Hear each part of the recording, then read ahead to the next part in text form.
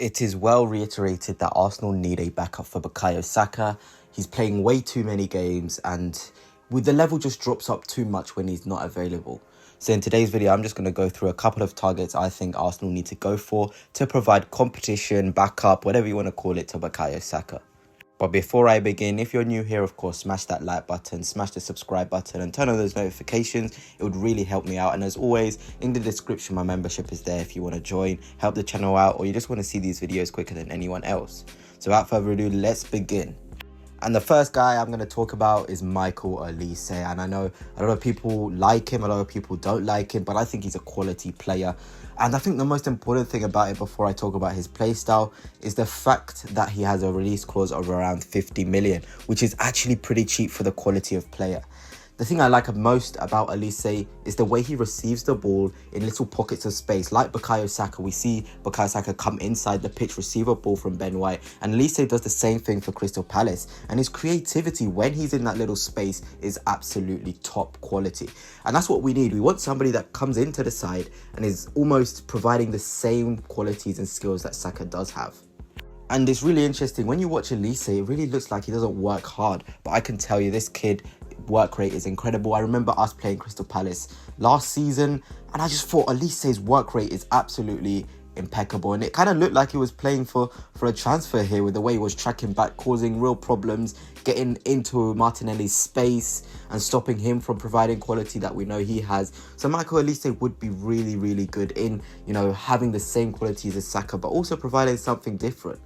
He's incredible with free kicks, and that's an area I think we don't really focus on. We need to be able to have quality in every aspect of football, and I wouldn't say we have a free kick specialist. Martin Odegaard, he's really good, but we just need that somebody who's different, who's really good in those set pieces. Saka takes the corners, Olise can do that as well. Free kicks, we've seen Olise score plenty in his time in the Premier League. So I think it would be a really good acquisition, and I think I'll go back to that point of Saka backup or competition. I put up a community thing asking, would you like Michael Olise to be backup to Saka? And I also did the video on Desire Doué saying he would be perfect backup to Bukayo Saka. And I looked in the comments and you guys were like, we don't need backup, we need competition. And I agree, and I really looked at that. And these sort of players provide competition. You wouldn't be surprised if they were to take over Saka's place at one point, or maybe play with Saka at the same time. We can always play someone in that Odegaard role and then have Saka on the wing, or play Saka in the Odegaard role and then have this new signing on the wing. So there's many different factors that need to be considered before we come to the conclusion on the best possible Saka, competition. And just to end Michael Olise, we look at his stats, absolutely ridiculous. 19 matches, 10 goals and 6 assists this season. People have said he's injury prone, but this sort of tweet here is perfect. This is his availability. Just look at that. He is not injury prone at all. So this narrative of Olise being injury prone needs to stop, because he is normally available. It was just a really tricky season for him.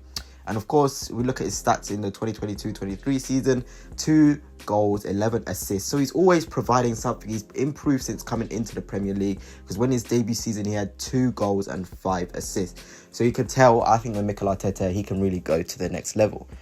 Now let's go on to the next possible Saka competition. And it's Johan Bakayoko of PSV. And this guy has really impressed me. There's rumours saying 40 million would be enough for him, and that's really good. He's still young, 21 years old. It's absolutely ridiculous. Olise, I forgot to say, is 22 years old. So these are really young options. So you can see them being at the club for a while if we were to get him. In terms of Johan Bakayoko, he's something very different. He's a box of tricks. He can really give you a special moment, open up the game. And that's what you need. You need somebody like Man City have Doku. We can have our Doku through Johan Bakayoko, who's also left-footed. Olise is left-footed as well. There seems to be an obsession here that we need someone that's left-footed to play on Saka's side. And this doesn't have to be true, but these two players are left-footed. And if we look at the stats in the Eredivisie for Johan Bakayoko, this season was incredible. 12 goals and 9 assists in 33 games. The season before, 5 goals, 5 assists in 23 games. So he is providing the output. We need an output machine, and Bakayoko can certainly do that. And I don't know if you guys remember when we played PSV, Bakayoko was absolutely incredible. I was just so surprised by how good he was. He really did give us some problems. I think it was Kivior playing left back and he just terrorized him. So these are the sort of players you want, players that have shown these quality in those big games, in those Champions League games, and Bakayoko can certainly be that big game player for us on that wing if Saka's not there, or if he was to play instead of Saka because he's playing better at that moment. So yeah, Johan Bakayoko, PSV, you know, they had an incredible season. Personally, the club won the Eredivisie, so there's just him there. Do you think out of the two I've mentioned, Bakayoko or Olise, who would you prefer? Because the last player that I'm going to go on to is a guy I've already made a video on, and that is Doué. And I just want to address something, because I was looking through the comments, the interactions, and I really did enjoy you guys putting your output in those comments. Please do again today.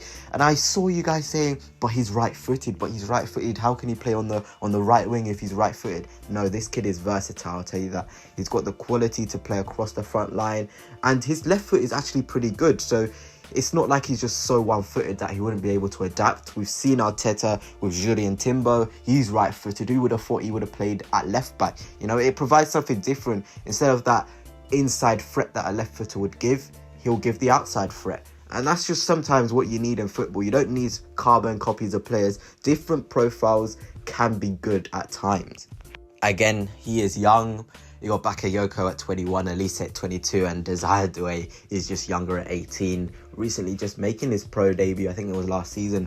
And this season for him, 4 goals and 4 assists. I didn't really touch on his output, which is actually really good considering he's played a bit deeper at times for Rennes. It shows that he has the adaptability to play in those attacking areas if necessary. There's been games when he was on the wing, he was in the 8, he was on the wings, up front as well, false 9. So you want these players who can really play across the front line and in midfield as well. And I think that's what we'll look for in this Saka backup. Somebody who has those really good output numbers, but also somebody who can play across the front line. Olise, I'm not sure about his adaptability to play on the left wing. I'm sure that's something Mikel Arteta can teach. But maybe Saka can play left wing. He's really good on both sides, so Olise can have that right wing. And I'm also worried about having players that are too ball to feet. We need that in behind threat. We had Martinelli, who's really quick and can get in behind. But do these players here have that in behind threat? I know Bakayoko can make some really good runs in behind if needed, and Doué could definitely give that in behind threat if necessary too. It's just about having players with different profiles and can adapt to different game states. And I think when we're looking for this target, like I said, these are the multitude of factors we'll need to consider. And of course, for Doué, the price tag is rumoured to be around 40 million again. So if we're looking in price, Olise is the most expensive, probably the best player on this list, if I'm being honest, at 50. Then you've got Bakayoko at around 40, 35, maybe a couple of installments, add-ons can definitely make up that fee. Then you've got Doué, who's the youngest, around that 40 million mark too. So what do you think, Gunners? Let me know in the comments. Who would you prefer out of the 3 people I've named here? For me personally, Michael Olise, but I'm not sure who would really want to come in to our team knowing that there's a possibility he could be on the bench.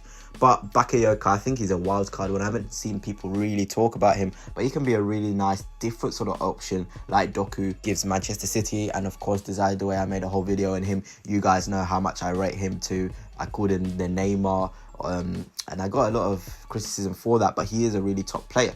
So of course, just let me know down below what your thoughts are on these targets. But that's it for now, Gunners. Hope you've enjoyed again. Make sure you don't leave this video without leaving a like or subscribing if you're new here. Without further ado, peace.